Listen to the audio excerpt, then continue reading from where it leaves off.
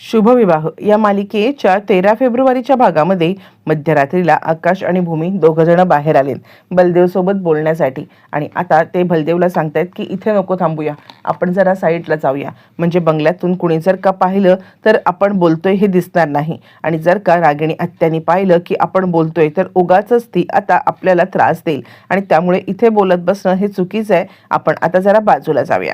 असं म्हटल्यावरती आता हे दोघं जण एका बाजूला जाऊन बोलायला लागतात. आणि त्यानंतर मग आता इकडे सांगायला लागते भूमी, हे बघा आज आत्यांनी जे काही केलं ना ते खूपच भयंकर होतं. म्हणजे त्या आपण जर का सहन करत राहिलो ना तर त्यांचे अत्याचार हे वाढतच राहणार आहेत. त्यासाठी आपण सहन न करणं हा एकच आपल्याकडे उपाय आहे.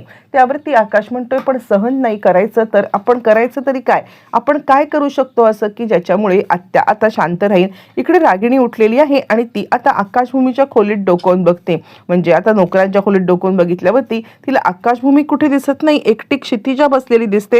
आणि तिला आता डोक्यामध्ये संशयाची पाल चुकचुकते की हे दोघं जण गेले कुठे, हे दोघं जण माझ्या विरुद्ध काही कारस्थान तर करत नाहीये ना. तिच्या डोक्यामध्ये हा विचार चाललेला आहे. म्हणून आता ती क्षितिजाला विचारायला आलेली आहे आणि क्षितिजाला विचारतीये की आई बाबा कुठे आहेत म्हणून. तोपर्यंत हे तिघं जण प्लॅनिंग करतायत. आणि त्यावरती भूमी म्हणते नाही, आपल्याला सत्तापालट करायचं असेल तर लवकरात लवकर सूत्र हरवली पाहिजेत. म्हणजे कसं आहे, आत्यांचे हे जे काही म्हणजे त्यांचं वागणं आहे ना हे दिवसेंदिवस वाढतच जाणार आहे. त्यांचा अत्याचार जितका सहन करू तितका वाढत जाणार. यावर बलदेव म्हणतो हो ही गोष्ट खरी असली तरी आपण काहीच करू शकत नाहीये भूमी, सगळी सत्ता तिच्या हातात आहे. भूमी म्हणते तेच तर सांगते, सत्ता जर का पलटायची असेल तर आपल्याला ते पेपर मिळाले पाहिजेत. आणि आता ते पेपर प्रॉपर्टीचे किंवा ऑफिसमधले शेअर्स जास्तीत जास्त आकाशच्या नावावरती असले पाहिजेत, तर आणि तरच आपण आता हे सगळं करू शकतो. मुळातच आता आपल्याला काहीही झालं तरी सुद्धा रागिणीची सत्ता पलटवायला ऑफिसमध्ये आता अलर्ट राहिलं पाहिजे. आणि त्यावरती आकाश म्हणतो पण ऑफिसमध्ये भूमी बऱ्यापैकी सगळा 90% स्टाफ हा आत्याचाच आहे. भूमी सांगते हो 90% असला तरी सुद्धा बाकी गोष्टी आहेतच की, घरामध्ये मी, ऑफिसमध्ये तू, आपण दोघांनी मिळून आता आत्याचा सत्तापालट करण्याच्या दिशेने पाऊल टाकले पाहिजेत. इकडे रागिणी आलेली आहे आणि ती विचार करते गेले कुठे हे दोघं जण. तिला इन्सिक्युरिटी आहे की आपल्या विरोधात काही कारस्थानं तर करत नसतील ना, आपल्या विरोधात काही यांचे हे तर चालू नसतील ना मनसुबे. म्हणून आता ती क्षितिजाच्या इकडे येते आणि आई बाबा कुठे आहेत असं विचारते. तोपर्यंत ह्या तिघांचं आता ठरले की घरामध्ये भूमीने प्रॉपर्टीचे पेपर शोधायचे आणि ऑफिसमध्ये आकाशने आता एक एक करत जे एम्प्लॉई आपले आहेत त्या एम्प्लॉईंना आपल्या बाजूने करत त्यांच्याकडे आता सगळे म्हणजे शेअर्स हळूहळू आकाशच्या नावावरती करायचे, जेणेकरून हे सगळं चालू होईल. त्यावेळेला रागिणीला अचानकपणे मोठा धक्का दिला जाईल आणि धक्का देऊन रागिणीला या सगळ्यामध्ये आता बेदखल करता येईल. यावरती भूमी सांगते हातावरती हात ठेवून तिचा अत्याचार सहन करणं हे पूर्णपणे चुकीचं आहे. तोपर्यंत इकडे आता रागिणी त्या क्षितिजाला विचारून दमते. क्षितिजा म्हणते मला माहित नाहीये. मग चिडलेली रागिणी बाहेर येते. बाहेर येऊन ती आता हे दोघं जण कुठे आहेत हे पाहण्यासाठी ज्या वेळेला आता आलेली आहे त्यावेळेला तिला ते दोघं जण बाहेरून येताना दिसत आहेत. आणि ती म्हणते हे काय, कुठे गेला होतात, काय करत होतात असं म्हणत ती 1000 प्रश्न त्या दोघांना विचारायला लागते. त्यावरती आकाशभूमी खोटं सांगतात, कचरा टाकायला गेलो होतो. त्यावरती ती चिडते, खोटं बोलताय ना, खोटं बोलताय ना, मला माहिती आहे तुम्ही खोटं बोलताय ते, कुठे गेला होतात निमूटपणे सांगा, नाहीतर अशी शिक्षा करेन ना की तुम्हाला अजिबात हे करणार नाहीये. यावरती ते दोघं म्हणतात नाही खरंच आम्ही कचरा टाकायलाच गेलेलो होतो. यावरती लगेचच ती सांगते असं नाही तुम्ही ऐकणार, खरं बोलताय, खरं बोलताय असं म्हणत तिकडे आता लगेचच आकाश सांगतो अगं बाईसाहेब तुमच्यासाठी शेकोटी पण पेटवायला गेलो होतो, हे बघा शेकोटीची सगळी तयारी केली, जरा म्हटलं तुम्हाला शेकोटी द्यावी. यावरती रागिणी अजून चिडते, तुम्हाला काय वाटलं मी मूर्ख आहे का, मी तुमच्या या सगळ्या बोलण्याला भुलेन का, जसं काही तुम्ही ऐकणार नाहीये असं म्हणत त्या शेकोटीच्या इथे ती भूमीचा हात आता एकदम जवळ नेते. आकाश म्हणतो बाईसाहेब बाईसाहेब असं करू नका, तुम्ही माझा हात जाळा हवे असेल तर, पण भूमीच्या हाताला काही करू नका. बाईसाहेब ऐका मी माझा हात जाळून घेतो असं म्हणत आकाश आता आपला हात त्या शेकोटीच्या समोर धरतो आणि शेकोटीच्या समोर धरून आपला हात आता जाळण्याचा तो स्वतःच प्रयत्न करायला लागतो. बरं हे सगळं चालू असताना मग आता इकडे भूमी आकाश आकाश नको असं म्हणायला लागते. आणि त्यावरती रागिणी म्हणते घे अजून घे भाजून असं म्हणत रागिणी त्याला शिक्षा करते. पण त्यानंतर हे दोघं जण मात्र आपण कुठे गेलो होतो, काय बोलायला गेलो होतो हे ते लपवण्यामध्ये यशस्वी ठरलेले आहेत. बरं, दुसरा दिवस उजाडलाय. दुसरा दिवस उजाडल्यावरती इकडे आता गुरुजी आलेले आहेत.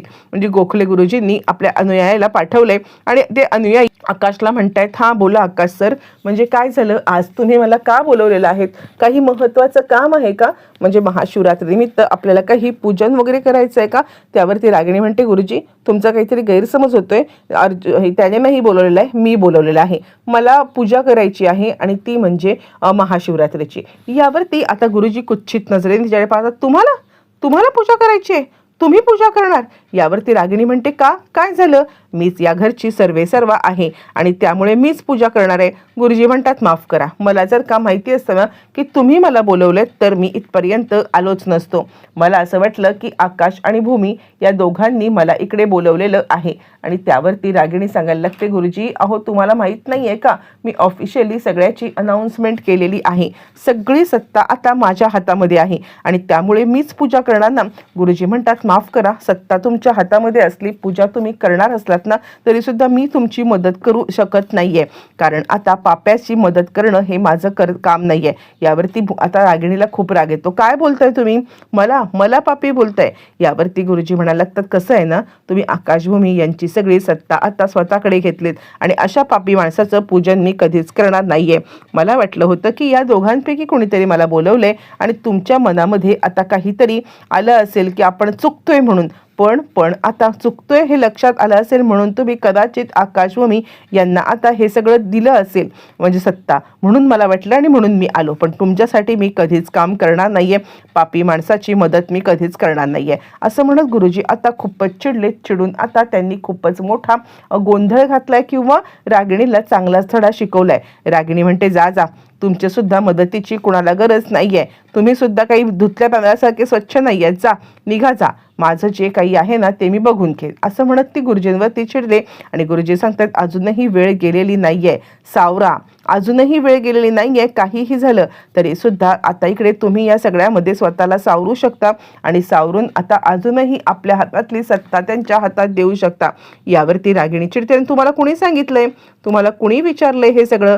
हे बघा, मला तुमच्या सल्ल्याची काही गरज नाहीये. यावरती गुरुजी म्हणतात, तुमचा अंत होणार.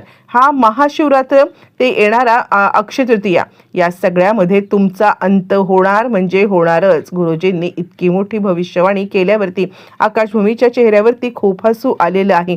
रागिणी सांगते, माझा अंत कुणीच करू शकत नाही, तुम्ही तर बिलकुल नाही, जा, मला तुमचं काही ऐकायचं नाहीये. पुन्हा पुन्हा पुन्हा पुन्हा इकडे हे सांगण्याचा प्रयत्न करू नका. असं म्हणत ती चांगलीच चिडलेली आहे.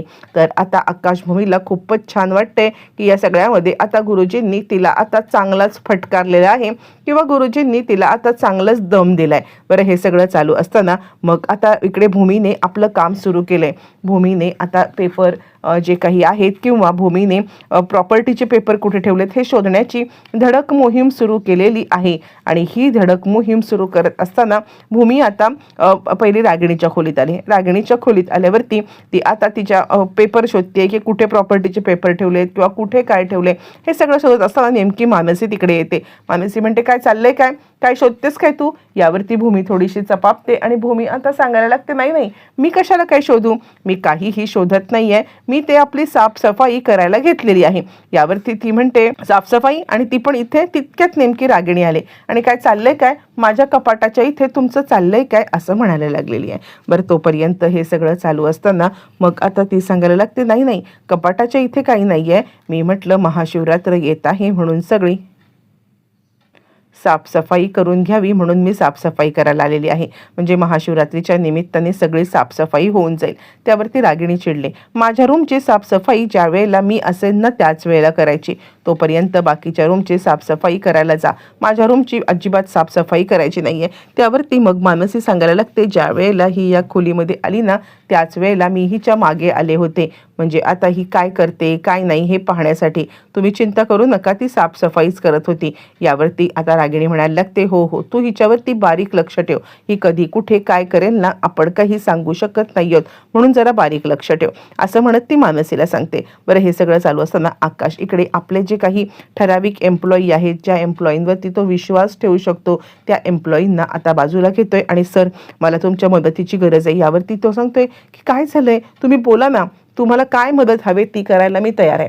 यावरती मग आकाश सांगतोय कसं आहे, या घरामध्ये या ऑफिसमध्ये 90% स्टाफ हा ऑलमोस्ट आता इकडे आत्याच्या हाताखाली आहे, पण 10% स्टाफ अजूनही माझा आहे आणि तो मात्र 10% स्टाफ आता मला मदत करू शकतो. एक एक करत आपल्याला आता काहीही झालं तरी सुद्धा आपल्या बाजूने सगळ्यांना वळवून घ्यायला पाहिजे आणि त्यासाठी आपल्याला हळूहळू थोडे थोडे शेअर माझ्या नावावरती करायला लागतील, जेणेकरून ज्या वेळेला माझ्या नावावरती 51% जास्त शेअर होतील त्यावेळेला मी पुन्हा या कंपनीचा होल्डर होऊ शकेल आणि हे आपल्याला सगळं करायचं आहे.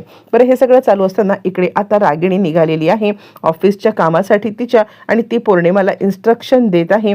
पौर्णिमाला इन्स्ट्रक्शन देत आता ती काही गोष्टी सांगत आहे. बरं, हे सगळं होत असताना तितक्यापर्यंत मानसी आणि आता अथर्व आलेत. रागिणी म्हणते कुठे चाललायत तुम्ही? मानसी अथर्व सांगायला लागतात काही नाही, रुटीन चेकअप आहे आणि त्या चेकअपसाठी चाललेलो आहोत. आणि त्यावेळेला मग आता इकडे आलेली आहे क्षितिजा. मनू मावशी खाली वाक ना. यावरती मग आता मनू म्हणते का ग काय झालं? मग त्यानंतर ती दोघांना छानपैकी किस देते आणि त्यानंतर मानसी सांगायला लागते काय ग आज काय आहे? यावरती ती म्हणते आईने मला सांगितले की तू गोड बाळाला जन्म देणार आहेस आणि म्हणून तुझ्यासाठी हे चॉकलेट खा ना.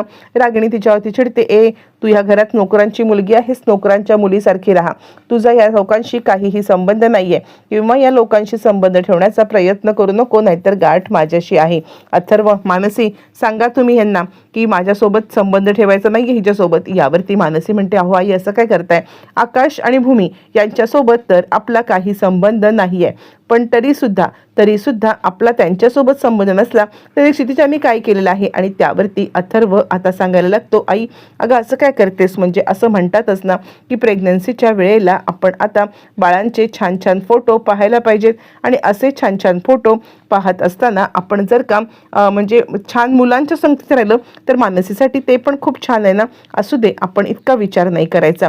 ती सुद्धा आता इकडे लहान बाळ आहे आणि लहान बाळाच्या सोबतीने आता इकडे छानपैकी तिचं सुद्धा मन रमेल असं म्हटल्यावरती आता रागिणीला त्यांनी खोडून काढले आणि रागिणीला खोडून काढल्यामुळे इकडे आता क्षितिजाच्या सोबत राहत आहेत.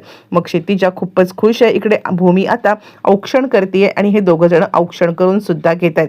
रागिणी म्हणते बाद झालं, जास्त आता पुढे करायची काही गरज नाहीये. आणि त्यानंतर मग आता रागिणी पौर्णिमाला सांगते हे बघ आज तू ऑफिसला येऊ नको, आज घरीच थांब. पौर्णिमा म्हणते पण का आई, मी का नको येऊ, काय झालंय? यावरती ती म्हणते सगळ्या गोष्टी तुला आता फोड करून सांगायला पाहिजेत का? या सगळ्या गोष्टी फोड करण्याची गरज आहे का? ते काही नाहीये, उगाच काहीतरी फोड करण्याची मला सवय लावू नकोस. लक्षात ठेव, तुला जितकं सांगितलं तितकं काम कर असं ती म्हणायला लागते. पौर्णिमाला कळत नाहीये की का बरं मला आज घरात ठेवण्यात आलेलं आहे आणि त्यानंतर तिने लक्ष ठेवायला यांना घरात ठेवलेलं असतं. त्यानंतर मग आता क्षितिजा येते आणि ती आपल्या आईला मिठी मारते आणि ती सांगायला लागते खरंच मनू मावशीला सुंदर बाळ होणार आहे ना. यावर तिकडे भूमी सांगायला लागते तू नको चिंता करू, सगळं काही ठीक होणार आहे.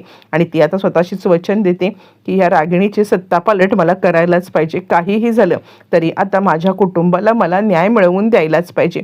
इकडे दुसऱ्या दिवशी डायनिंग टेबलवरती सगळेजण बसलेत आणि क्षितिजा पण हट्ट करते की मी डायनिंग टेबलवरतीच बसणार. रागिणी खूपच चिडले आणि ती सांगायला लागते इथे नाही बसायचं आहे, इथे फक्त घरातले मालकच बसतात, तू निघ बरं इथून असं म्हटल्यावर ती लगेचच आता इकडे ती सांगायला लागते नाही मी कुठेच जाणार नाहीये, काहीही झालं तरी सुद्धा मी इथेच जेवायला बसणार.